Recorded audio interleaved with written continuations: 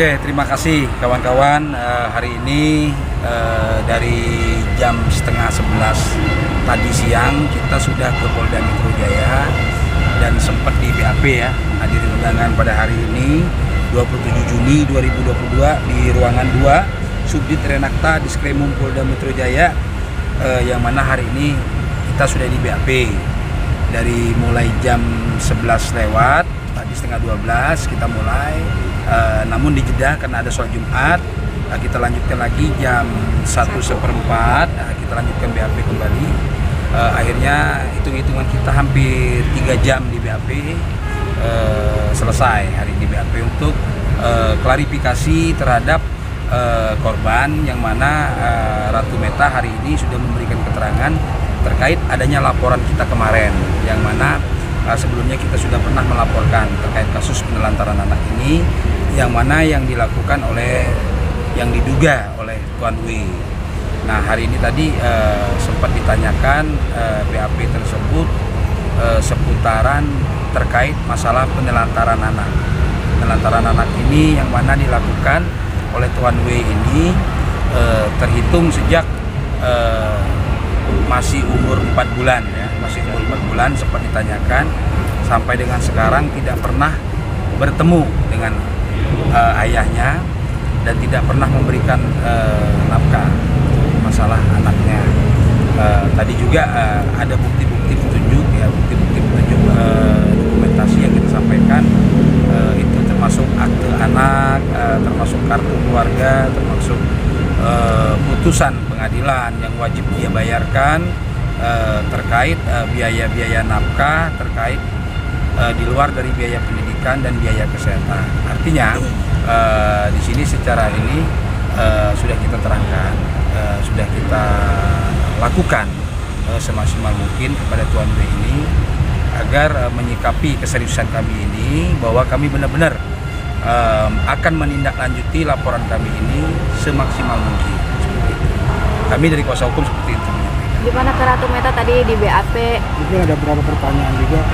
Tadi sekitar 20 lebih lah ya, 20 pertanyaan mengenai pernikahan kami dulu sama mantan suami, terus biaya penafkahan dari bayi sampai sekarang, terus apakah Jasmine pernah ketemu atau tidak dengan papinya.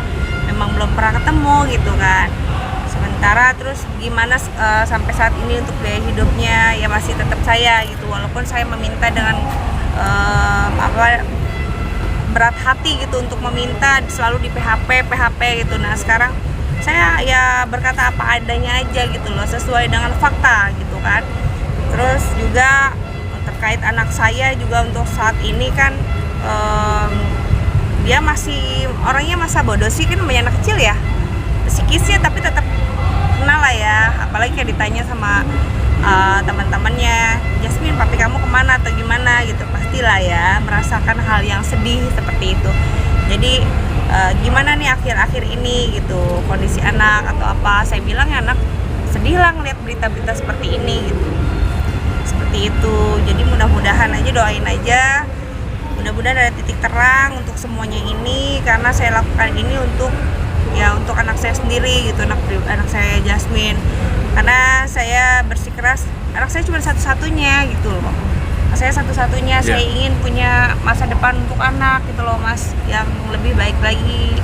Jangan sampai nanti one day anak saya udah besar, mungkin bisa, insya Allah bisa jadi dokter atau dia punya cita-cita sendiri, tiba-tiba nanti anak atau keluarganya dari pihak keluarga papinya itu cucu saya, wah itu anak saya. Nah, itu saya nggak mau seperti itu gitu. Sudah ada komunikasi kah setelah di tahap ini? Masih ada komunikasi dengan saya ya, insya Allah mudah-mudahan dengan ada perkembangan, dengan ucapannya beliau dari papinya Jasmine, semoga semuanya tercapai segala keinginannya kita gitu kan. Yang kemarin sementara ya kita juga jujur aja butuh biaya untuk hidupnya Jasmine, bukan buat saya lagi ya, buat tempat tinggalnya atau semuanya. Jadi jangan sampai seperti teman-teman kemarin tanya, kok kenapa nggak dari dulu aja, bisa dipertanyakan, bisa dilaporkan atau minta hak gitu kan untuk papinya. Dari dulu saya udah pernah minta kok, dari dulu udah saya pernah minta, saya dijanjiin, bahkan sampai Jasmine pun dijanjiin seperti itu. Komunikasinya seperti apa sih kak?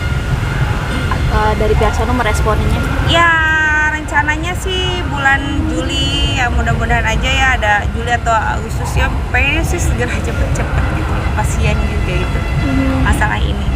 Ya mudah-mudahan ya bang. Ya artinya kita minta kepada Tuan W ini biar ada agar titik terang. Sebelum ditetapkan sebagai tersangka kan masih ada kesempatan ini, karena ini nggak main-main, karena penyidik juga ini kalau begini bisa dijadikan TSK terus terang aja. Tadi penyidik udah mengatakan seperti itu. Karena apa?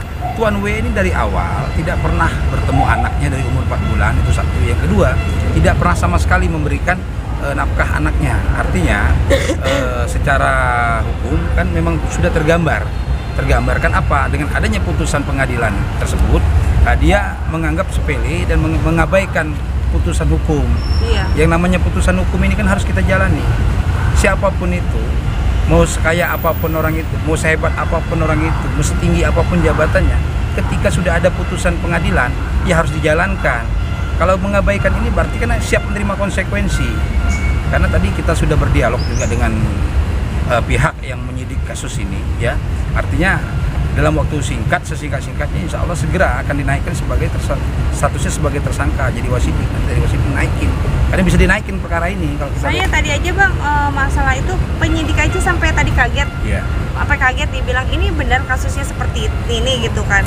Selain biaya emang belum pernah ketemu sama anaknya, emang belum gitu kan.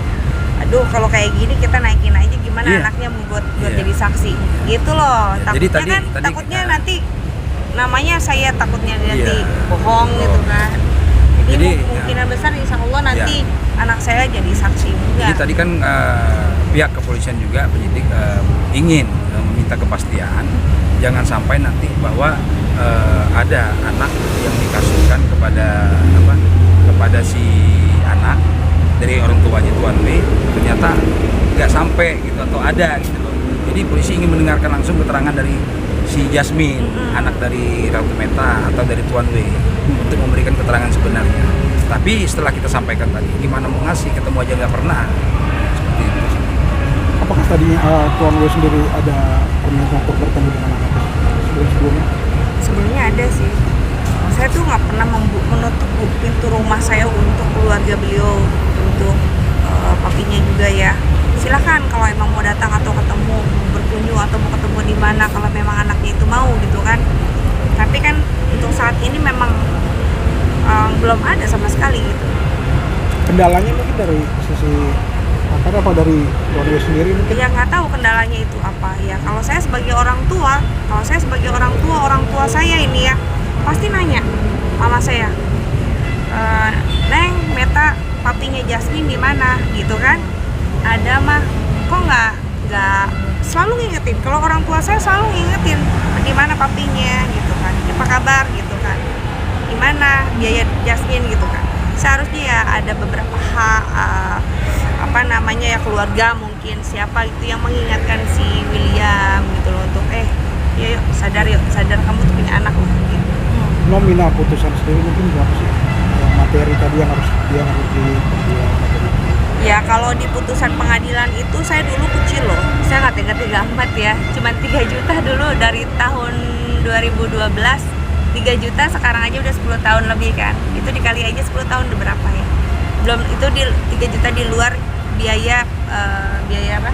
Kesehatan dan pendidikan dan lain-lainnya. Ya hitunglah biaya pendidikan 1 bulan Jasmine SPP aja udah berapa, dikalikan sekarang dia sekolah, belum lagi biaya bajunya, sekolahnya, terus hidupnya dan lain sebagainya kayak gitu.